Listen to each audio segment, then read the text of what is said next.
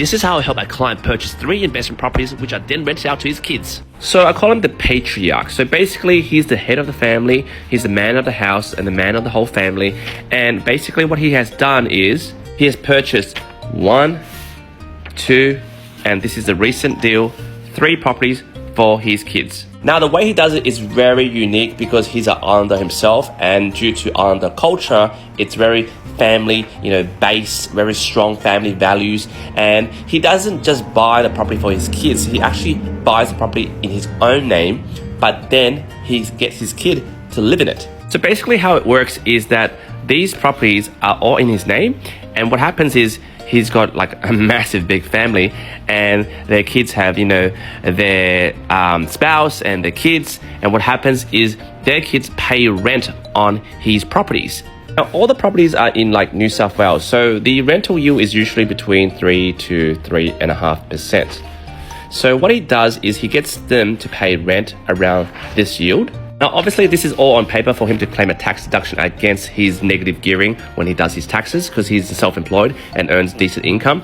But on top of that, which is underneath the table, he gets them to pay the difference for his mortgage repayments, which is $5,000 to $6,000 a month. And this is what the patriarch says to all the families that are living in his house or renting in his house. He goes, hey, if you pay the mortgage every month, the rent plus the difference for the mortgage repayments, I'll let you keep the property once the home loan goes down to 0. Now, I've been working with this client for the last 5 years, and he's been doing this over and over again. For example, his first property, he did it for 1 kid and their family, and then for the second kid, and then he's doing it for the 3rd kid, which is this property purchase. And mind you, for all these property that he has purchased, it all came from a cash out from his prime place of residence. He didn't put down $1 of his own money. He uses the bank's money to purchase all these investment properties. So what happens is every 2 years I help him refinance his existing property, which is PPOR, to a new bank. Before it was NAB, now we're going to a new bank. So his property is now valued at $1.6 million.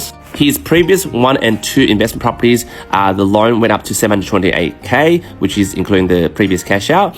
But his property has went up after 2 to 3 years, and now he has about $552,000 cash out. He then used the cash out to place a deposit, 10% deposit for a new duplex property in Yonora, which is valued at $1,075,000, which was purchased on April 2023.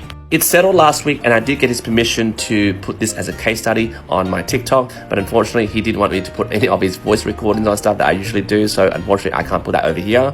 Just in case you're thinking, why did it take 4 months to settle? It's because we were waiting for the duplex to get registered. And as you can see, the Yonora purchase, which he purchased for his kids to live in and rent out, was worth $1,075,000. 20% plus stamp duty is $268K. Remember, I got him $552,000 cash out. And for a lot of people who are short-sighted or amateurish investors, they're like, hey Q, you got him too much. When you can borrow, you should borrow. Well, what happens is, that funds of the difference, which is the amount of money that he spent on the 20% plus stamp duty, the remainder is $283. That sits in an offset account against his PPOR, which is sitting over here. And what do you think he's going to use these funds for?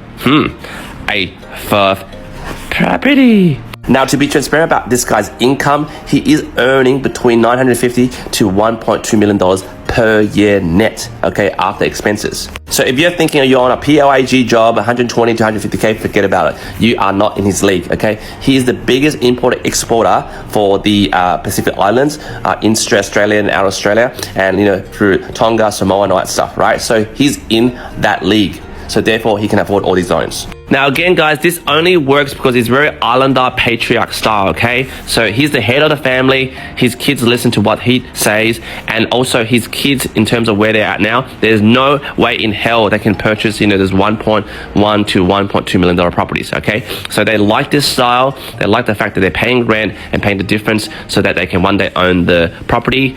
And for the patriarch himself, he gets to claim a tax deduction against the rent being paid. The reason I'm sharing this is to show you the uniqueness of the islander culture. I actually work with a lot of islanders, and they're very lovely people to deal with. I also work with other races, but I'm just saying this is a very unique loan structure. This won't work for a Caucasian family, like some white boy family. No way in hell they'll do this. And it will certainly not work for Asian families, because Asian families like you to live with them for the rest of their life so they don't go to a retirement home. And for, Lebo families and Greek families, as you can see from the previous stories, it didn't work out, where the parents gifted their properties to their kids and then the kids start to hate each other. This only works because there's a patriarch in the middle of this whole unit, all right? He holds everything together. He directs where the family goes. So the question I want to ask you, if you watch this video thus far, is will your father, the patriarch, do this for you, my little Moana? Jump in the comments, let me know what you think.